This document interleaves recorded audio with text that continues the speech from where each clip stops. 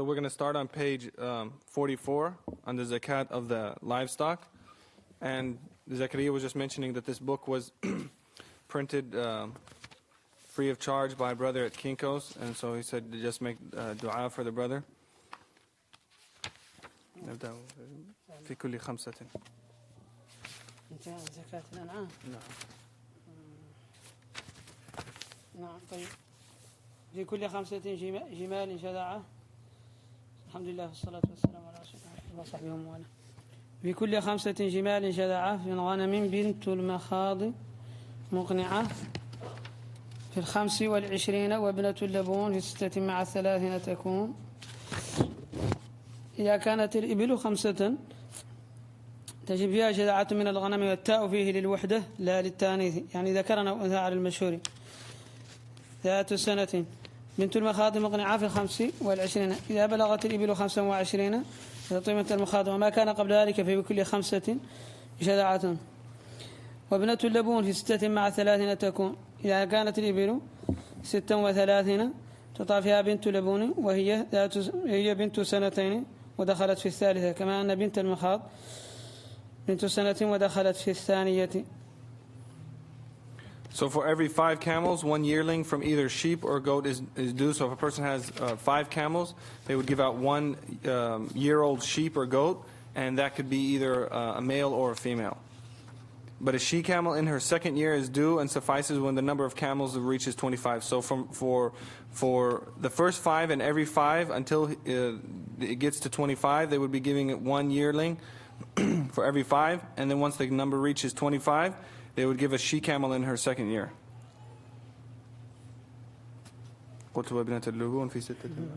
And then a she-camel that has completed 2 years and entered into her 3rd year, Ibnatul Labun, is due when the camels has reached 36. So from 25 to 36, he only gives out that one, the 2-year-old camel, and then he'll give out the Ibnatul Labun once the number reaches 36. 46 حقة كفت شذعة 61 وفن. إذا كانت الإبل 46 تعطى فيها حقة شذعة 61. إذا بلغت 61 تعطى فيها شذعة. فالحقة ذات 3 سنين ودخلت في 4، والشذعة ذات 4 سنين ودخلت في 5. بنت لبون 76.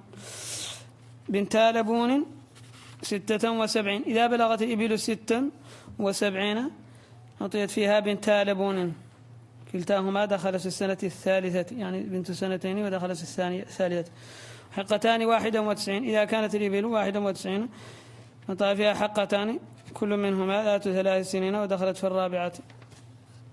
Then when the number of camels reaches 46, a she-camel that has entered her 4th year, meaning she has completed 3 full years and now has entered into her 4th year, a hiqqah suffices. At 61, a she-camel that has entered into her 5th year, she has completed 4 years and entered into her 5th year, jada'a fulfills the obligation.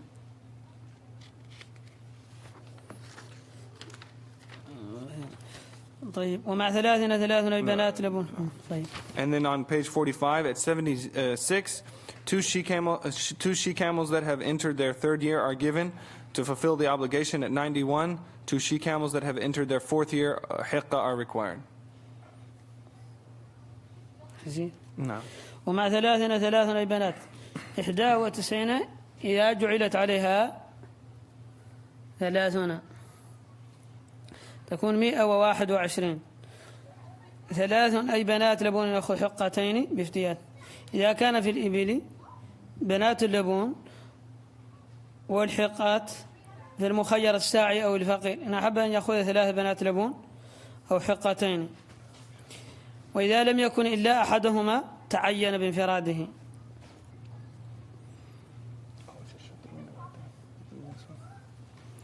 And then adding 30 to 91, we get 121. So once he has 121 camels, at which point, or the 2 she-camels that have entered their 4th year are required when we get to once we get to At 91, 2 she-camels are required. Then when you add 30 to 91, which is 121, when he has 121 camels, either 3 she-camels that have entered their 3rd year or 2 she-camels that have entered their 4th year are given based upon the unquestioned decision of a valid government zakat collector. So he could either give, that decision would be up to the zakat collector to give either 3 she-camels that have entered their 3rd year, they have completed 2 years and entered their 3rd year, or 2 she-camels that have entered their 4th year after completing 3 full years.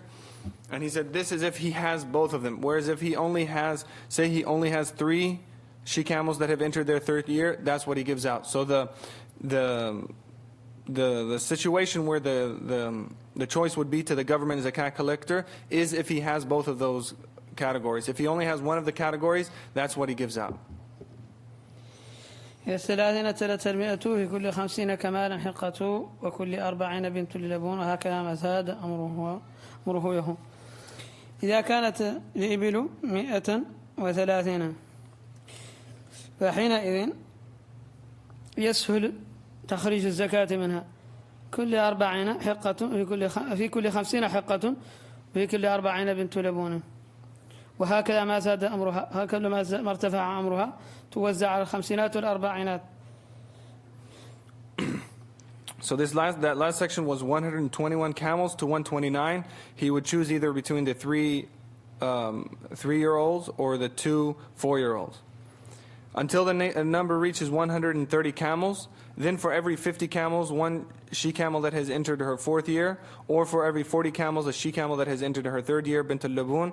Likewise, with any increase of numbers, which is quite simple to work out. So once the number reaches 130, then he either gives those for 50 or in increments of 50 and 30. So any from 130, 140, 150, 160, you can break it down into 40s and 50s.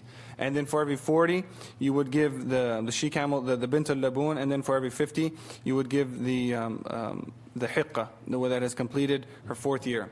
So like 130, you have 40 and 40 and 50. 40 and 40 makes 80, and then 50. So you would give out 2 she-camels that have entered their 4th year, and then, or no, 2 she-camels that have entered their 3rd year, because you have 2 multiples of 40, and then 150. So that would be 1 she-camel that has entered their 4th year. And then when you get 140, you have 50, 50, and then 40. And then 150, you have 3 50s. And then 160, you have 4 40s. عشر تبيع في 30 بقر مسنة في 40 تستطاع. البقر قبل 30 لا زكاة فيه، فإذا بلغ 30 أعطي منه عجل تبيع له 2 سمي التبيع تبيعا لأنه صار يتبع أمه ولأن قرنيه تبع أذنيه. مسنة في 40 تستطر. إذا كانت البقر بلغت 40 تقطع منها مسنة ذات 3 سنين ودخلت في 4 كما أن تبيع دخل في 3. وهكذا ما ارتفعت البقر في كل 40 مسنة وفي كل 30 عجل تبيع. So the next is the zakat of cows. For every 30 cows, and he says before a person has 30 cows, there's no zakat. Once it reaches 30 cows, 1 calf that has completed 2 years, which is called in Arabic a tabi'. And he says there's a difference of opinion why it's called tabi', because that word comes from, like, it means the one that follows. So one says that it's now following its mother, it can now go out with the herd. The other says because its horns are now, so to speak, following the ears. It's growing out and getting close to the ears, so it's following the ears. So that the tabi', the 2-year-old camel, the 2-year-old calf, is given once he has 30 cows. A cow that has completed 3 years is decreed for every 40 cows.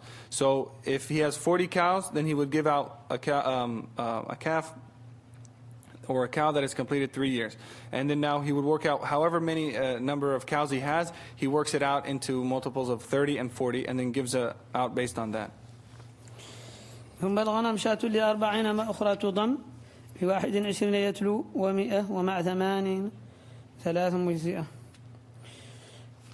طيب الغنم لا زكاة فيها قبل 40، فإذا بلغت 40 أخذت منها شاة ذكر أو أنثى ذات سنة تضم لها أخرى إذا بلغت الغنم 121، ومع 8 إذا بلغت الغنم 201، يعني انضمت 8 إلى 121، نعطوا 3 شياه. As for sheep and goats, there is no zakat on them until their number reaches 40, and then a male or female yearling from either type is due. Should the number reach 121, add this to another.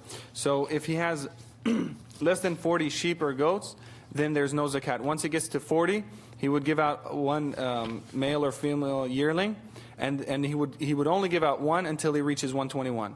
So from 40 to 120, he just gives out one sheep. At 121, he would give 2. And so 21 followed by 100, making it 2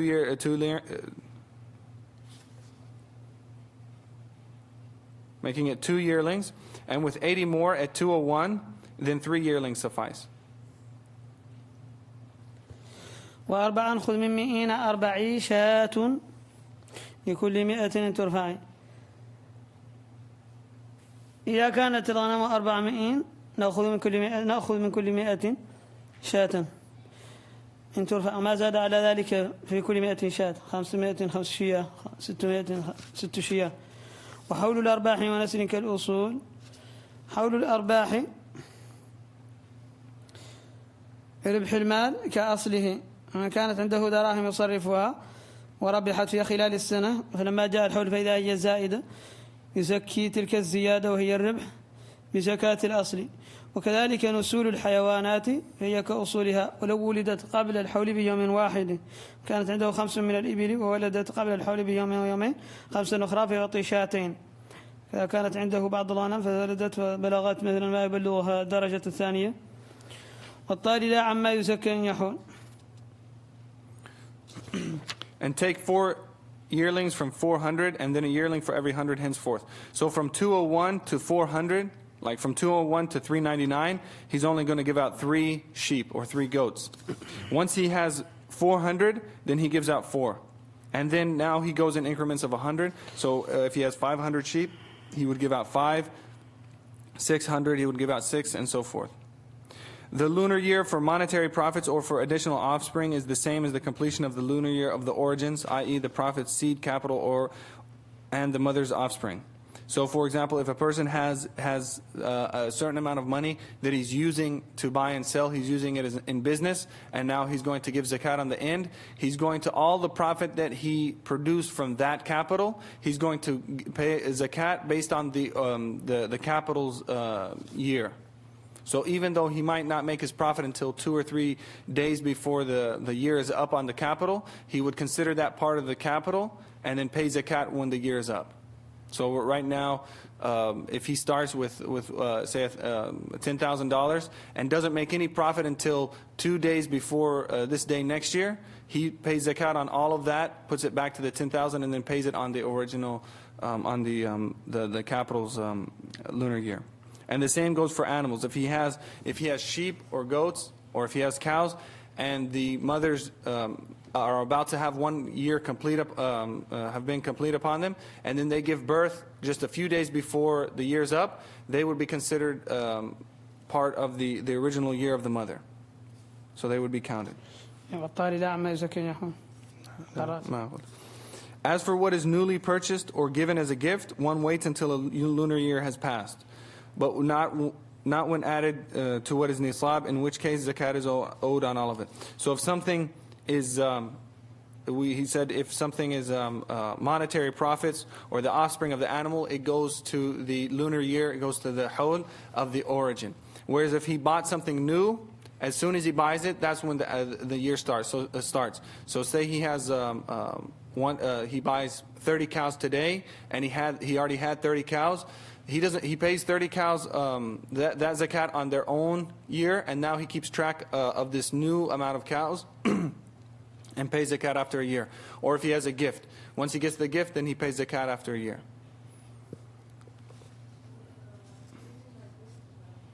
What's that? like if, say, for example, you have $10,000 in your business, and now you're about to have completed a year, and now you have another $10,000 in profit that you've made up over the year. That profit has not had a whole year pass on it, but you're going to pay zakat once the year passes on that original 10,000. So say at the end, now you have 10,000 that's going to be with the original 10,000, and then somebody comes and gives you a gift 2 days before the zakat on the original 10,000 is owed. Gives you a gift of 5,000. You don't say, well, I'm going to put this 5,000 with that 20,000, pay zakat at the same time. No, you pay that 20,000 on its own year, and then this 5 you start a new track for it.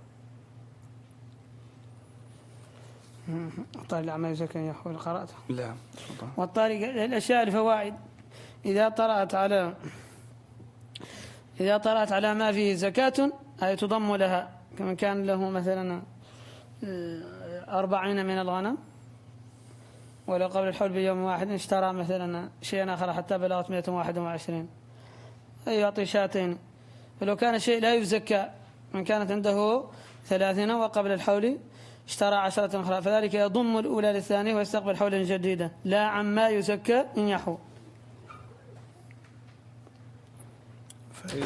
فالفوائد إذا تجددت على الحيوانات فهذه تزكى تضم لها إذا كان قبلها ما يزكى، كما كانت عنده 40 أو 30 من البقر، 40 أو 30 من البقر، فهذا يضمها ولو قبل الحول بيوم واحد. فإذا كان لا يزكى وحصل على فائدة قبل الحول فلا يضمها بل يستقبل بالجميع حولا جديدا. So if one waits until a lunar year has passed, but not when added to what is nisab, in which case zakat is owed on all of it.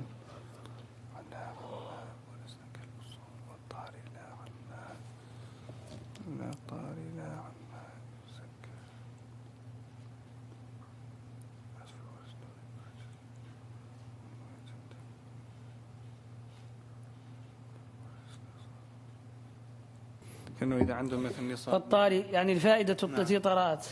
نعم، لأنه هون في الإنجليزية ما أظن واضح، كأنه هون إذا كان عنده يعني نصاب من الغنم. الطاري يزكى إن يحول لا عما لا يزكى. الطاري يضم لما كان يزكى لا إذا مثلا تجدد على ما لا يزكى من الأشياء التي لم تبلغ الزكاة. والطاري يزكى مع الأول إن يحول إذا كان الأول فيه زكاته يستقبل به حول جديد. لا يضم له ويزكى عند الحول الأول إذا كان المال الأول فيه زكاة. نعم، فهمت؟ إذا كانت هذا الغنم أو هذا البقر فيه زكاة، فهذا يضم له ويزكى عند حول الأول. إذا اشتراها وأعطيت له الفائدة، وضمت الفائدة له وإن قبل حوله بيوم لا لأقل. لا عما لا يزكى، هذا نص خليل. لا عما لا يزكى، لا إذا كان لا يزكى لا لأقل، لا إذا كان أقل من النصاب فلا يضم بل يضم الأول للثاني ونستقبل حوله الجديدة. والثاني والطاري يعني الفائدة الطارئة تضم للأول ويزكى عند تمام الحول إذا كان ذلك يزكى، إذا كان ذلك الأول يزكى. لا عما لا يزكى، لا إذا كان لا يزكى فلا يضم الثاني للأول بل الأول يضم للثاني ويستقبل بهما حول جديد.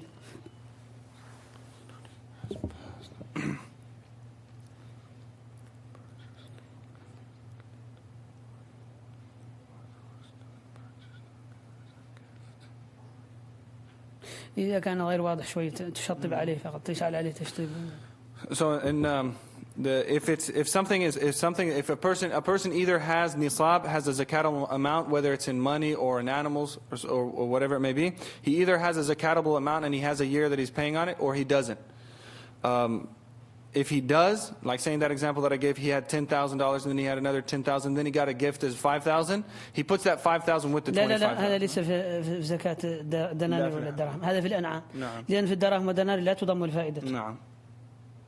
هذا في الأنعام هو الولي يضم، وأما في الدراهم والدنانير لا تضم الفائدة. واستقبل بفائدة تشددت لا عن ماله. So if it's wealth, like say it's gold, silver, or what's used in its stead, if he gets it as a gift, or if he inherits it, or whatever it is, he doesn't get it through his business. He starts a new year on that. So like in that example, he has 20,000 and 20,000. If somebody gives him, Dawood, you want to fix it? If he gets a gift of 5,000, then he would start a new year on it. But if it's animals, say he has 30 cows that he's paying zakat on, so that's a zakatable amount. Somebody gives him, and it's about, their year is about to be up in say a week, and today somebody gives him a gift of 5 animals. We don't say, well, these 5 animals, we're going to put them on a new year. We're going to put these along with the origin. So in 1 week, he's going to pay zakat on 35 cows. Which there's no, it's going to be the same. But say he gives him 10 cows, so then it's going to make it 40. Is that clear on that one? If he has less than nisab,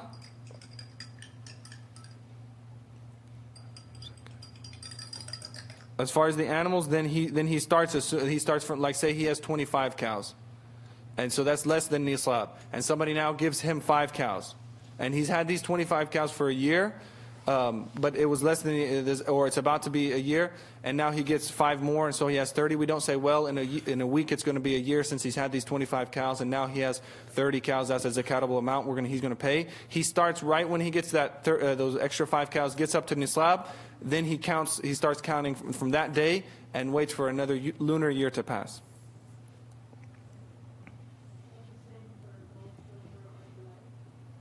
No, the gold or the silver. If it's already at nisab and he gets something new, that something new goes on its own yearly scale.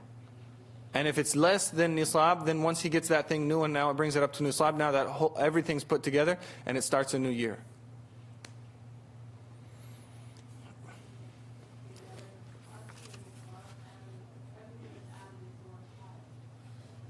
As far as the gold or silver? Yeah, everything's added. If it's less than nisab, everything's added together, and then it starts a new year. And if it was already at nisab, then any new addition to his wealth, if it was specifically from things such as gift, or he bought it, or it was inheritance, then he starts a new year. نجي. ولا يزكى وقص من النعم كذاك ما دون النصاب وليعم.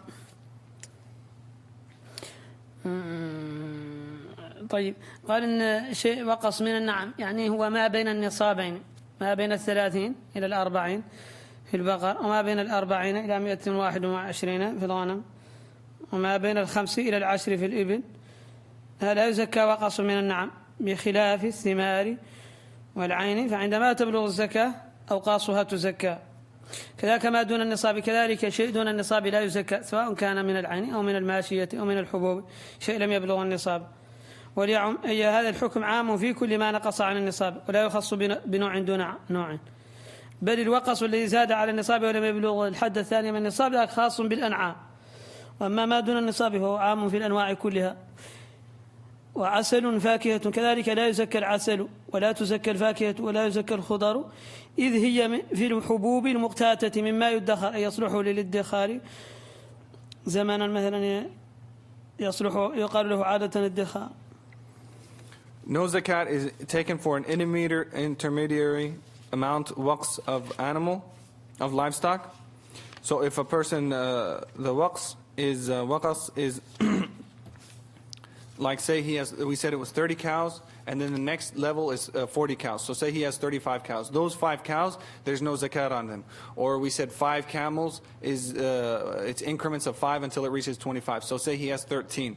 He's going to pay zakat on 10, and those extra 3, that's a waqas. So there's no zakat on them. Likewise, none is due for livestock that has not reached the nisab amount. So 25 cows or 20 cows, anything less than 30, anything less than 40 goats, or anything less than 5 camels, that's less than the nisab, so there's no zakat owed on that. And this is a general ruling that includes other wealth that has not reached nisab. So the same goes for fruits and grains, and also for gold, silver, and the like. If it's less than nisab, there's no zakat, and if it's in between, well, if it's less than nisab, then there's no zakat. And now page 47.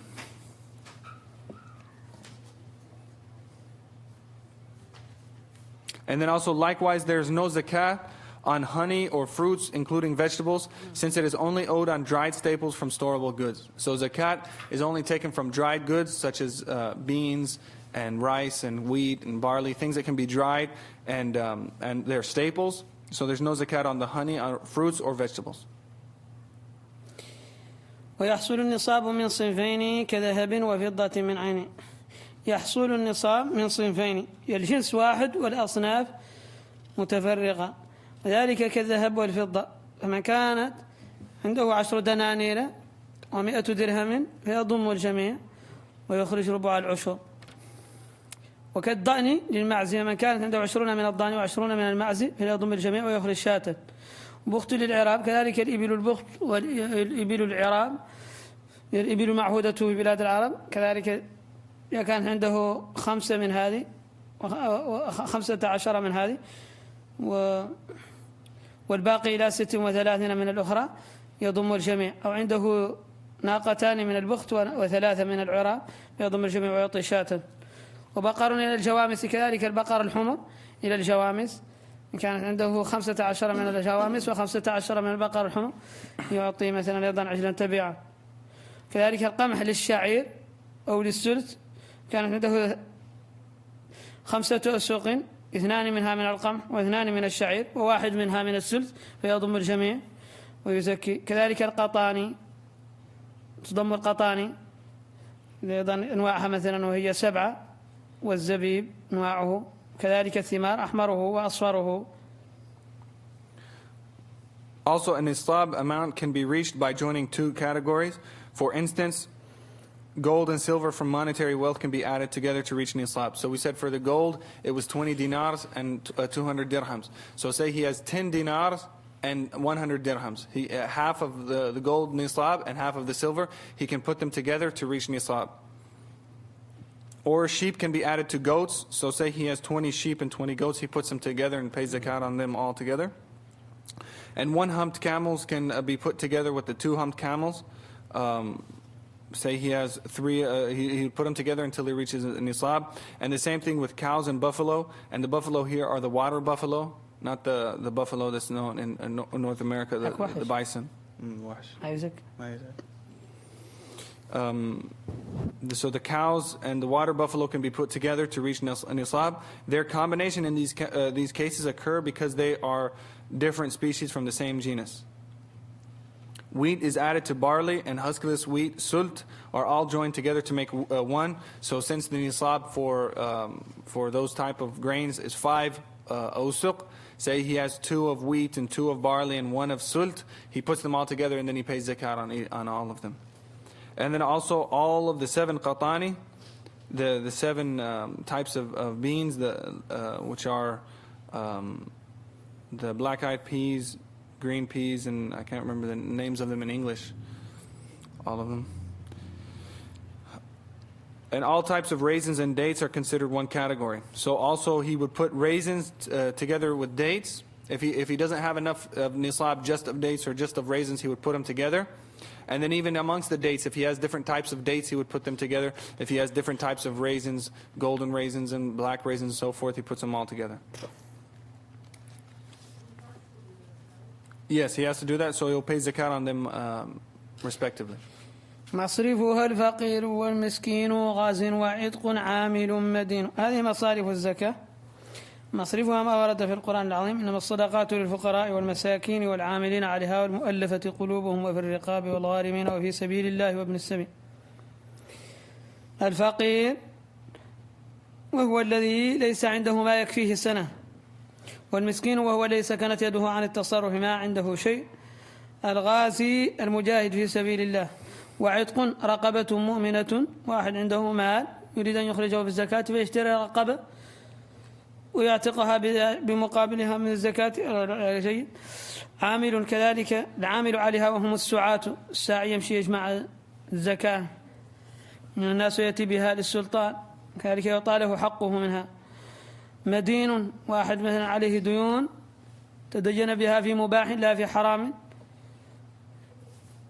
يقضى منها دينه. مؤلف القلب، واحد مثلا قريب عهد بالإسلام أو هو قريب من الإسلام على تأويلين، قريب عهد بالإسلام وما زال ضعيفا نعطوه منها لأجل أن يتقوى ولو كان غنيا لأنه معطوه له التأليف. وواحد هو نريد أن يدخل الإسلام قريب منه على التأويل الآخر.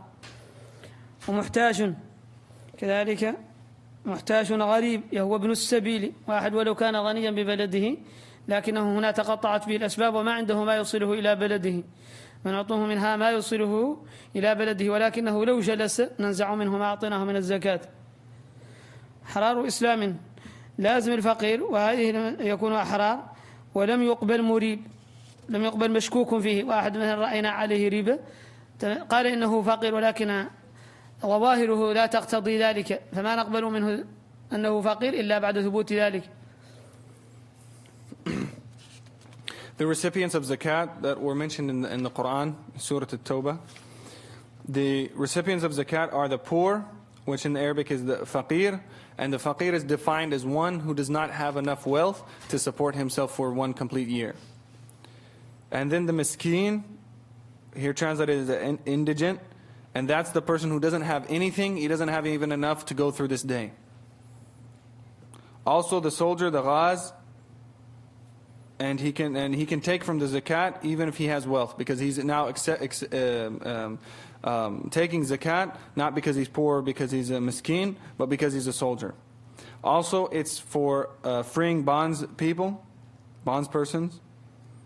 It's also for the zakat workers, the collectors, the guards, or the distributors. It pays their salaries. It also pays a debtor whose debt was accrued by permissible means. So if he has debts and he wasn't taking debts for example, to keep up his gambling habit or to buy liquor or whatever it might be, if he was taking debts by permissible means or for permissible things, then his debts can be cleared through zakah. Also, one recently converted to bind the heart to Islam. So the mu'allif al-qalb here, if a person has been recently converted to Islam, we can give him from the zakat, even if he's rich, so as to make his heart firmer in Islam. And the other opinion is that it's a person that hasn't recently converted. He hasn't converted yet, but he's very close to Islam, and so we would give him zakat to bring him closer to Islam. So two opinions, one saying that he's a person that's close to Islam but has not converted yet, the other saying that he's a person that's recently converted. Also a stranger in need, i.e. a needy traveler, and what this means is a person has traveled to a land and now he doesn't have the means to get back to his own land. And he may be rich in his original land, but here he does not have the means to get back, and he doesn't have the means to say borrow the money and then have it and send it back to them, or send to his family to send for money. So if he's in need, then we can give him from the zakat. But if he takes the zakat and doesn't travel back home, just hangs around, then we take the zakat back. Also, all of these categories, all of these 8 categories, they must be free and Muslims. One who raises doubts as to his claim is not accepted unless he can substantiate his truthfulness. So if a person comes and says he is poor, he's a faqir, but we see that the way he dresses and the way he, everything about him, his house and so forth, it doesn't look like he really is a faqir, he has to prove it before he can take from the zakah. The people that are going out, they're fighting jihad. They can take from zakat to use to buy weapons, to buy animals, to ride on horses and so forth. And then also just the food that they're going to, because sometimes originally in the jihad, sometimes they go out, they're not paid soldiers by the government. So they're going out, if they have their own wealth, they can buy weapons, they can buy animals and so forth. It's like they're doing it for the sake of Allah. They're not salaried soldiers. So if a person doesn't have that, well, or even if he does, but just to support them because they're not being, there's no system to pay them, they can take from the zakat. And then for the debtor, just as long as his debt isn't around? Correct. And also that he didn't take, like, he knows that the zakat can be paid off, zakat can pay off debts, and so he starts taking debts and with his intention that he's going to pay it off with zakat.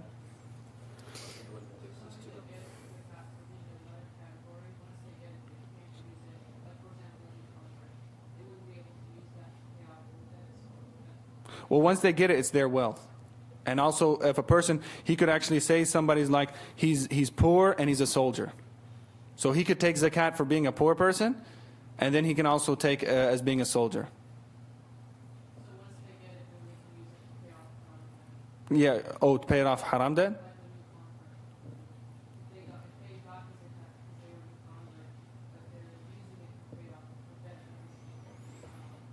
قالت إذا واحد مثلا تحمل الدين بشيء حرام فما يستطيع أن يقبل الزكاة من لأنه مدين، ولكن في نفس الوقت هو فقير، فهي يأخذ الزكاة لأنه فقير. نعم ضروري لأنه صارت ماله له. نعم يأخذها لفقره، لكن ما يمكن يصرفها في تلك الديون. ما يصرف في تلك الديون. لا لنفقاته وأشياء. نعم. So if he did accrue debt through haram means, then if he was poor and he was taking zakat because he was poor, the only thing he could use that zakat for is for his livelihood, his sustenance. He couldn't pay off those haram debts with the zakat that he took as a poor person. وإذا كانت مثلا مؤلفة القلب، كيف الواحد دخل الإسلام من قريب وعنده ديون كثيرة من قبل الإسلام، يعني أخذها من الحرام، فالآن يعني يأخذ الزكاة لأنه قريب، يعني مؤلفة القلب، ولكن عنده ديون كثيرة لأنه ما كان يعرف الشريعة. إذا كانت ديون حرامية لا تلزمه قع. نعم. كانت ديون ربوية أو ديون من خمور أو ديون من هاي لا تنعقد بها البيوع. وإذا خاف مثلا الضرر من الحكومة، إذا ما يقضي تلك الديون. هي اللي بتعطى له لأجل الصرف. مثلا إذا كان يعرف أنه لو أنه ما أعطوها له ما يتألف الإسلام وما يرجع له، هي معطية للتأليف الإسلام سواء كان أيا ما كان. وإذا ما كان إذا كان يأخذ على أنه مؤلفة القلب وعنده ديون، ولكن إذا قلنا أنه ما تستطيع أن تصرفه في هذا يكون ذاك يضعف الإسلام. ما يضعفه. لا إذا كان ضعف الإسلام ذاك واضح. نعم. لأنه معطي لتأليف القلب لا لصرف الزكاة غير ذلك. If a person took a debt, say for example interest, he took a loan with interest. All that interest, technically by Sharia, he doesn't owe it. So so if somebody say he becomes Muslim and he has all this debt, and that it has interest on it, and we gave him money because he's recently converted to Islam, we can tell him. If you take this as a recently converted Muslim, you can't use even though that doesn't. نحن ما يلزمنا نبحث عنه قاعد نعطيه فقط مثلا نعطيه ذاك، لكن لو وجدناه مثلا سيصرفه في تلك الأمور إذا كان ذاك يضعف هو تأليف والمراد به تأليف القلب. So he said, to begin with, he said we don't have to really, if a person's converted to Islam recently, we just give him that money if he's since he's part of this category, and we don't have to ask him, do you have debts or anything. But if he comes and he asks us if he has these debts, we say that if we fear that if we tell him, look, you can't pay off those debts through this, like say he had gambling. If we tell him you can't pay off your gambling debts with this money, that's going to weaken his Islam, then we can leave it alone, because that's part of strengthening his Islam. We're giving this money to strengthen his Islam. But if we know that it's not going to affect him, we say, look, you cannot use this money to pay off those debts. So that's if it's something like gambling or some other haram means. Whereas if it's something like say interest, he doesn't. That's not a debt. وفإذا كان يأخذ كأنه عن قمار يلزمه يأخذ عن قمار كيف؟ يعني القمار لا يلزمه، هو القمار لا يلزم فيه. فالدين الحرام كيف تعرف؟ الدين الحرام كالقمار، الدين الحرام كتدين ما هو في محله ما يحتاج إليه، هذا هو دين ما يحتاج إليه في نفقة لازمة عليه تسفيه، هذا دين حرام. نعم. ما تعطى فيه الزكاة. تسلف من وحدين مثلا. تسلف لأجل مثلا أن يتعامل لأجل يأكل بشيء لا ضروريات، ما في ضروريات. هذا ديونها لا تجوز، وما يجوز لشخص يتدين إلا عن حاجة. ولأجل أمور مثلا سيصرفها في شيء. واحد يريد أن يتشهى ويزيد يزيد الأمور التي تلزم، هذا يتدين فيه. So say he borrowed a lot of money to keep up his gambling habits. So that's a dain that he accrued through something haram. So he would have to go back and pay off those people that he took the money from, but if he can't use it, he can't take the zakat money to pay that off.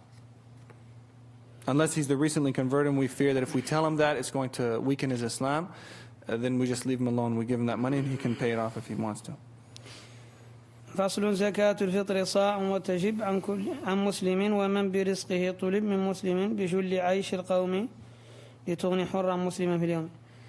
زكاة الفطر واجبة بالسنة بالحديث لا بالقرآن، ورضها النبي صلى الله عليه وسلم. زكاة الفطر صاع هي صاع وهو 4 أمداد بمده صلى الله عليه وسلم. وتجب عن مسلم، تجب عن المسلم بنفسه ومن برزقه طلب من تلزمه نفقته من زوجة وأولاد وعبيد ووالدين إذا كانوا محتاجين من مسلم، هذا إذا كان مسلما. أما إذا كان المذكور ليس مسلما فلا يلزمه أن يزكي عنه زكاة الفطر. بشل عيش القوم في رمضان ما كانوا يقتاتونه في رمضان أكثرهم، لتغني حرا مسلما تعطى للحر المسلم الفقير أو المسكين مسكين الزكاة لتغني في ذلك اليوم. The next section is the section of Zakat al-Fitr, which was made incumbent not through the Quran. The other zakat of wealth and of animals and of the other things was made incumbent. It was an obligation through the Quran. The section on the Zakat al-Fitr was made an obligation through the Sunnah. So there was no ayah specifically mentioned about this, but the Prophet ﷺ ordered that the Muslims pay out the Zakat al-Fitr, which is given right at the end of Ramadan or after Ramadan. So zakat at the end of the fast of Ramadan is 1 sa', which is equal to about 2.03 liters of food. And it has to be from the thing that was most consumed during Ramadan. So if their staple was wheat during Ramadan, they would have to give it out from wheat. If their staple was whatever it may be, they have to give it. They can't give it. Say their staple was wheat, and they give it out from rice. They have to give it out from the dominant staple of that land in Ramadan. It is binding upon every Muslim and all of his dependents among the Muslims in his household, including infants and servants. So for every able-bodied male, he has to give it out for himself, 1 sa', and then also he has to give it out for all his dependents. So for his wife, for his children, for his the bondspeople that he owns, and for his parents, if they're not able to support themselves and he's supporting them, then these are his dependents, and so he's going to give out 1 sa' for every member.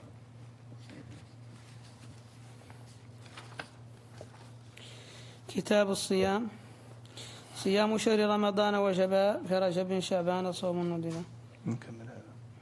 And then so on the top of page 49, also it is taken from the dominant staple of the community in order to relieve a Muslim from the need of asking others on that day of Eid. So that dominant staple, what they were eating during Ramadan.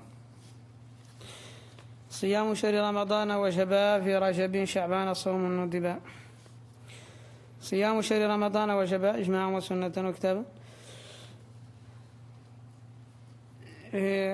رمضان وجب في رجب شعبان الصوم الندب. رجب شهر رجب وشهر شعبان كل منهما يندب صومه للقادر على ذلك إذا كان لا يضعف عن الصوم في رمضان.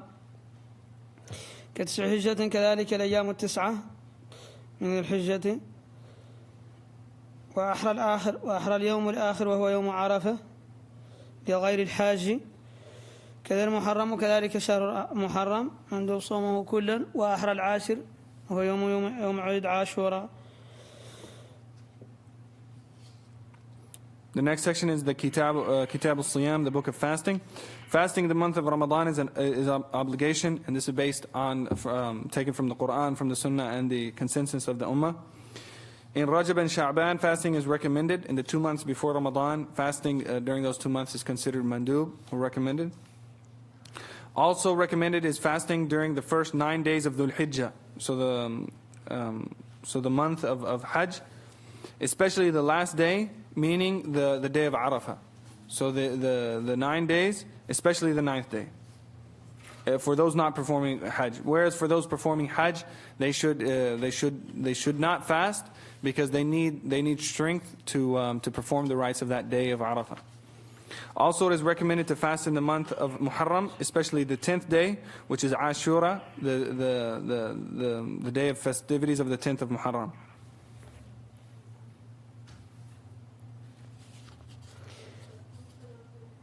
Yes. ويثبت الشهر برؤية الهلال. يثبت الشهر برؤية الهلال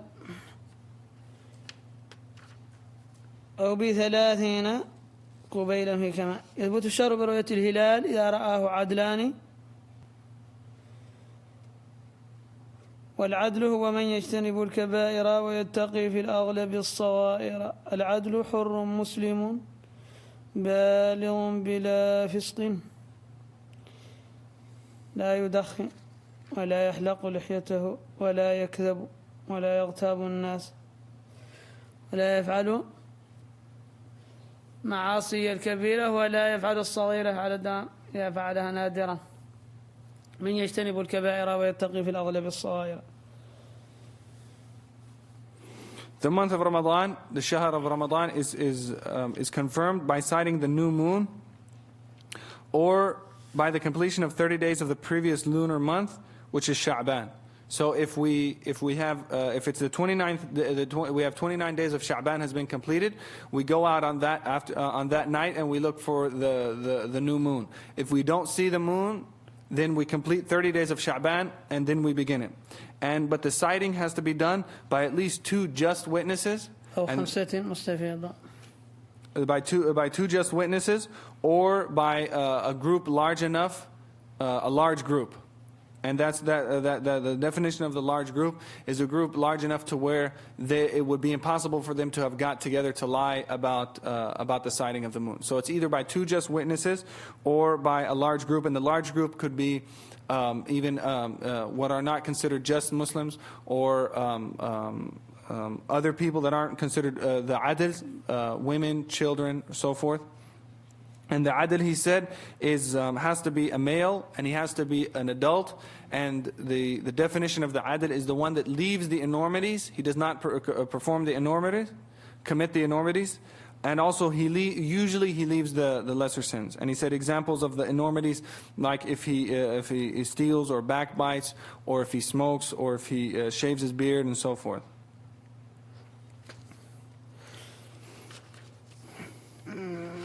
وفرض الصيام نية بليله وترك وطئ شربه وأكله. فرض الصيام نية بليله، كل صوم سواء كان فرضا أو نفلا لا يصح إلا بالنية ليلا، أي قبل انصداع الفجر. وترك وطئ شربه وأكله كذلك في جميع النهار يلزمه أن يترك الوطأ والشرب والأكل. والقي تقي مع إيصال شيء للمعاد، كذلك لا يصل شيء لمعدته سواء كان من فم أو من أذن أو عين أو أنف وقت طلوع فجره، هذا من وقت طلوع الفجر إلى غروب الشمس. والعقل في أوله شرط الوجوب، شرط وجوب الصيام أن يعقل أوله أي أول النهار، فلو كان طلع الفجر وهو غائب العقل يلزمه صوم ذلك اليوم ولا يصح منه. The obligations of fasting, on page 50, the obligations of fasting are a firm intention made the night before. So the person has to make an intention the night before the fast to fast this next day. At the beginning of Ramadan, he can make one intention that would be suffice for the entire month. And then after that, after the first night, it becomes recommended every night to make present the intention that he's going to fast the next day. So the fast has to have an intention the night before. Also abstaining from sexual relations and from eating and drinking during the day. Also from vomiting, meaning that he intentionally vomits, or by anything reaching the stomach by way of the ear, the eye, or the nose. The prescribed time of the fast is from dawn until from the light of the true dawn until the completion of the sunset. Also, having sanity at the beginning of the fast is a condition of its obligation. So at the beginning of the fast, which is right at dawn, he has to have sanity. He may be asleep, but the point is that he actually has a sanity. So if he, say, for whatever reason, does not have a sanity, and he gets up at, say, 10 o'clock after it's already been started, then it's not incumbent for him to fast.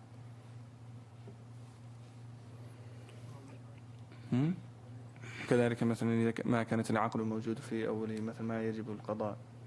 يجب القضاء وليقضي فاقده. وليقضي فاقد العقل ذلك اليوم يقضيه مثلا. والحيض منع صوما وتقضي الفرض إن به ارتفع. الحيض كذلك منع الصوم، لا يصح من الحائض صوم ولا يجب عليها، وتقضي الفرض تقضي الصوم الفرض إن به ارتفع، إذا ارتفع عنها الصوم ارتفع عنها الحيض يجب عليها أن تقضي الفرض، أما النوافل فلا تقضيها. ويكره اللبس، يكره للرجل أن يلمس زوجته أو يتفكر في محاسنها سلما دأبا من المذي، إذا كان يعرف أنه دائما عندما يلمسها أو يتفكر في محاسنها لا يأتيه مذي من ذلك، سيكون سليما منه. وإلا بأن اعتاد أن يخرج منه المذي عندما يلامسها ويتفكر ذلك، فذلك حرام. If one loses one's sanity, then he makes up the number of days he missed. So during that time, it wasn't sound for him to perform the fast. So once he regains his sanity, then he makes up the days that he missed. Also, menstruation prevents a woman from fasting. It's haram for her to fast while she's menstruating during that time. And she should make up any obligatory fasts once it stops. So the prayers during that time, she does not perform them and she does not have to make them up. The fast, she does not have to perform it, but once the menstruation is over, she makes those fasts up, or after Ramadan. On page 51, the makruhat al-siyam, the disliked acts during fast. It is disliked during fasting to touch one's spouse or to think about making love or anything that would cause, just thinking pleasurable thoughts in general.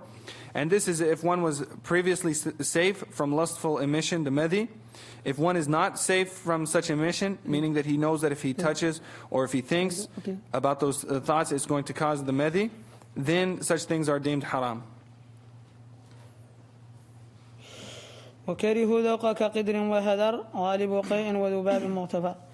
كره العلماء ذوق كقدر، أحد يطبخ طعام ويصنع طعام أو يصنع شراب يذوقه هل فيه الملح هذا الطعام أو هذا الشراب فيه السكر أو هل هو مثلا طعمه شيد ويدفله بعد ذلك، هذا مكروه خوف مثلا أن يغرر بصومه. وهذا كذلك مكروه كثرة الهذر في الصوم مع أنها مكروهة في كل وقت إلا أنها تتأكد الكراهة في وقت الصوم. وغالب قيء وذباب مغتفر، وغالب القيء إذا مثلا انطلق منه قيء من غير قصد ولم يزدرد منه شيء بعد وصوله إلى فمه، هذا مغتفر ما في حرج. غبار صانع كذلك غبار الصانع، أحد يطحن الدقيق أو يصنع الأشياء بالكيل فهو يأتيه غبار ربما يشرق منه مع التحفظ، هذا مغتفر له. وطرق كذلك واحد ماشي في الطريق تمشي الرياح مثلا تأتيه بغبار التراب فلا ضرر فيه. والسواك كذلك يجوز له أي الصائم أن يستاك بيابس، بمعنى الاغتفار هنا أنه يجوز له الاستياك. أما إذا بلع له شيء من قشور السواك فذلك يبطل صومه. يابس. إصباح جنابة كذلك الإصباح بالجنابة جائز مع أنه خلاف الأولى، أفضل ما يصبح بجنابة. The Maliki scholars have disliked tasting anything like a cooking pot, for instance. So during Ramadan, if a person's cooking during the daytime and they want to check see if this food is too salty or not, and they or whatever it may be, to taste the food and then to spit it out is considered makruh, for fear that the amount that they taste actually might be swallowed and break their fast. Or if if they're making a drink and they want to see if it's too sweet, or if it's food, if they want to check the sugar amount or whatever it is, to taste it would be considered makruh. As well as excessive talk. So if it's talk related to what they're doing for their livelihood, their dunya, or their deen, then that's fine. Anything extra that has no benefit in the deen or in the dunya, then it's considered excessive talk. And this is excessive talk, but not the haram. We're talking just about extra things that there's no benefit in it, but there's no haram. During Ramadan, it is considered makruh. Also, being overcome by vomiting is excused, or swallowing a fly accidentally are excused. So those two things, being overcome by vomiting or swallowing a fly accidentally, are excused. What about for women who have children? Mm-hmm. Is that nothing? You mean to fast? Yeah. No, if a woman's nursing, if she fears that by fasting it's going to harm the child, meaning she's not going to produce enough milk to feed the child, and she cannot find anybody else to nurse the child either for free or by wage, then she can break the fast. She does have to make it up. Yeah. Also forgiven are the material particles of a craftsman or dust from the road. So if, say, a person's a craftsman, like he's a carpenter, so during the day there's going to be dust, the sawdust that he's going to come in contact with, and some of that is going to be inhaled and maybe even reach the stomach. That's excused. Or say he's a baker, and he's some of the flour may be inhaled and reach his stomach. That's also excused. Where if that's not their trade, like if it's a woman, she's making bread and she's coming into contact with flour, she has to be careful, because since that's not her trade, if it is inhaled and it reaches the stomach or reaches the throat, then that would invalidate the fast. Or dust from the road, if a person's walking in the road and there's dust that he's inhaled and it reaches his throat, then that would break his fast. Or actually, it's excused. Also, a dry toothstick is excused, and the meaning that is what he means by excused is that it's permissible to use a miswak during the entire time of the fast. But say a portion of the miswak, is a part of its fiber, he swallows it, then that would break his fast.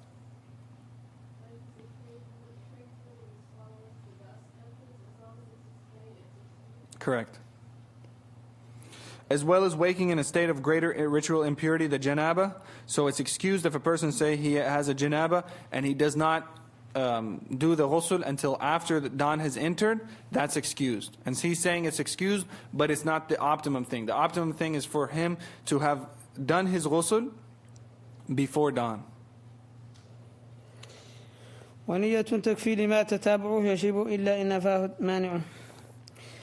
تكفي نية واحدة لما يجب تتابعه كصوم رمضان وكصوم كفارة ظهار. تكفي لما تتابعه يجب إلا إن نفاه مانعه، إلا إذا وجد مانع في أثنائه، كمن تخلل صومه مرض، ومن تخلل صومها حيض أو نفاس وأرادت أن ترجع إلى الصوم بقية رمضان، فذلك يجب عليها أن تجدد نية، مع أنه يندب أن يجدد الصائم كل ليلة نيته في رمضان. An intention from the outset suffices for whatever follows. That one is obliged to fast, as in Ramadan, an expiation fast, or lihar, unless the fast is interrupted by some preventative cause such as menstruation, traveling, or sickness. In this case, the intention must be renewed in order to resume one's fast. So one intention is enough for the entire month, or for the entire amount of fast, if it's an obligation to fast them consecutively. Like in Ramadan, it's an obligation to fast it consecutively, 30 days or 29 days. So you can make one intention at the beginning of the month and then use that for the rest of the month, and you do not have to be renewing it every night. But say something happens to interrupt that the obligation of fasting it consecutively, such as traveling. So now when he travels, it's recommended for him to fast, but it's not an obligation. So he would have to make the intention every single night. Or a person was sick, or they were menstruating, so that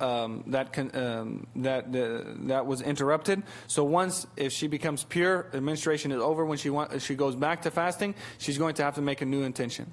So she can't say, well, at the beginning of the month I made an intention, and now she cannot consider that first intention is enough for these fasts that are occurring after now her menstruation is over. She has to get a new intention.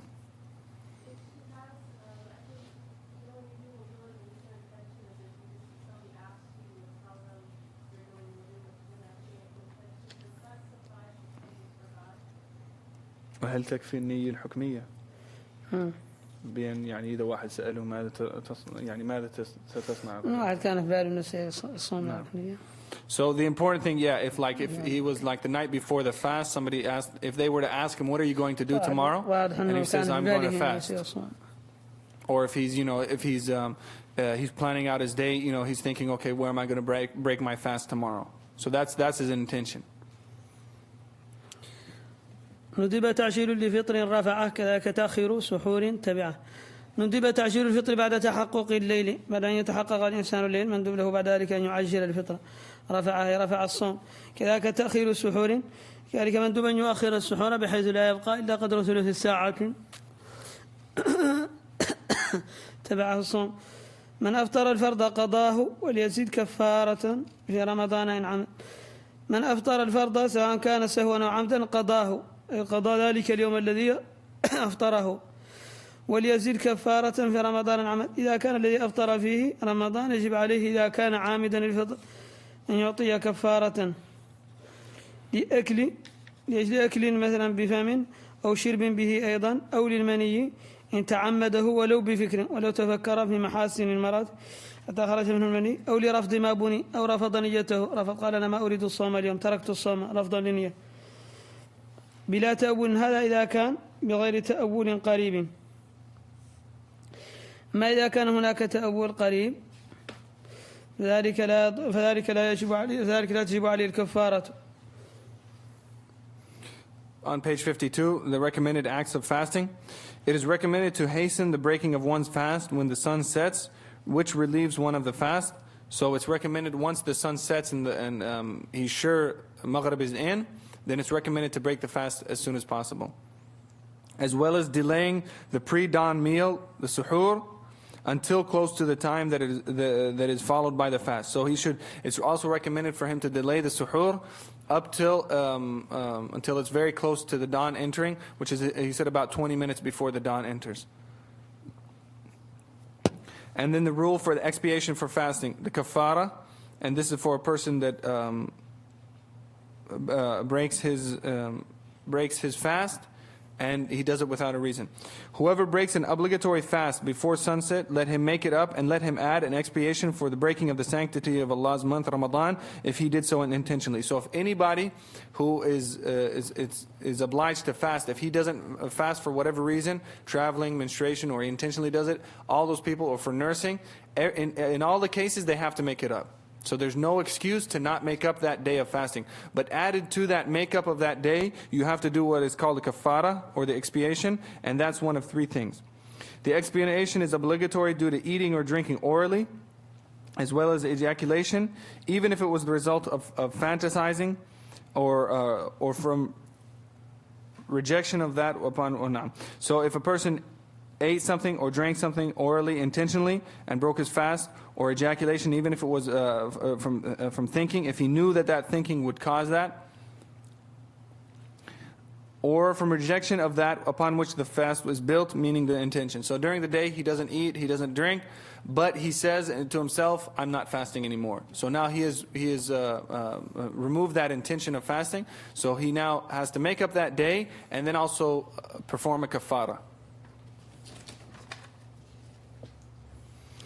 And this is if a person, this applies if there is no reasonable explanation for breaking it. However, it is permissible. So this is if there's no reasonable explanation for it. So say, for example, he did something that he thought broke his fast. Or he did something and he thought it was permissible for him to break his fast, and he had an explanation. It's not a sound explanation, but it's reasonable. So in that case, he has to make up the fast, but he does not pay the kafara. If a person breaks the fast and doesn't have any explanation for why he did it, he just did it, then he has to pay expiation. Or he has an explanation, but it's not reasonable. It's an absurd explanation. ويباح للضر أو السفر قاصرا يباح الفطر للضرر، يعني لمرض، خوف على نفس، أو سفر قصر أي مباح. كذلك من سافر سفرا قصرا مباحا يباح له الفطر وذلك يقضي. وعمده في النفل دون ضر محرم. عمد الفطر في النفل دون ضرر هذا محرم، ويقضي ذلك اليوم الذي أفطره. وليقضي لا في الغير، لا إذا أفطر في النفل ناسيا أو أفطر لضرر فلا يقضي ذلك اليوم. Also, it is permissible to break the fast due to some harm that might occur from it, or due to a journey, the length of which allows shortening of prayers, and this means a permissible journey not taken for any prohibited reasons. So if it's going to make him sick, or to fast, and he's sure, and he has proof, or a doctor told him, or whatever it may be, then he doesn't have to fast, or he can break his fast during the day. Or if he's traveling a length which allows him to shorten the prayers, which is the 48 kilometers. But he has to be outside of his city limits before dawn. It can't be that he started his day and now it's whatever 4:30, and he says, okay, I'm going to travel. I'm going to go to Southern California. So now he starts breaking his fast because he's traveling. He has to be out of his city limits before dawn. وكفرا بصوم شهرين ولاء. أنواع الكفارة: يكفر الإنسان بصوم شهرين ولاء متتابعين. نعم. The intentional breaking of a recommended fast without fear or of harm is considered prohibited by Imam Malik. Thus, one is obliged to make it up unless one broke it for other valid reasons like forgetfulness or necessity. So if a person broke a nafila fast, intentionally he has to make that up. Because according to Imam Malik, you have to complete that fast once you've begun it. But there's no expiation owed. Unless he had a reason like necessity. He was going to get sick, or he was sick and it was increasing his sickness, so he broke it to prevent more harm. That's the kafara. That's the he's going to in the next line he's going to talk about it. وكفرا بصوم شهرين ولاء وعتق مملوك بالإسلام حلا. كفرا بصوم شهرين ولاء، إما أن يكفر الإنسان بصوم شهرين متواليين من غير فطر في أثنائهما، أو عتق مملوك بإسلام حلا، أو يعتق رقبة مؤمنة متحلية بالإسلام، أو يطعم وهو الأفضل. وفضلوا إطعام 60 فقير مدا لمسكين من العيش الكثير. وفضل العلماء إطعام 60 فقيرا عن كل يوم مدا، يطعمه مدا لمسكين من العيش الكثير، أي من غالب القوت في ذلك الوقت. So the kafara, when he talks about it, the expiation, if a person broke his fast during Ramadan without a valid reason, he has to expiate his breach of the fast by doing one of three things. Either fasting 2 consecutive months. So he has to make up that day that he broke, and then also he has to fast 2 consecutive months without interruption. Or by setting a Muslim bondsperson free, that would expiate, that would be, and so if he didn't, say he didn't fast the whole month, 30 days, he would have to expiate for each day. So he'd have to fast 2 months for every day, or free one Muslim bondsperson for every day. However, the Maliki scholars have preferred expiation by feeding 60 poor people, and that would be for every single day. Each poor person given a mud, which is about 0.51 liters of food from the prevalent staple of the locale.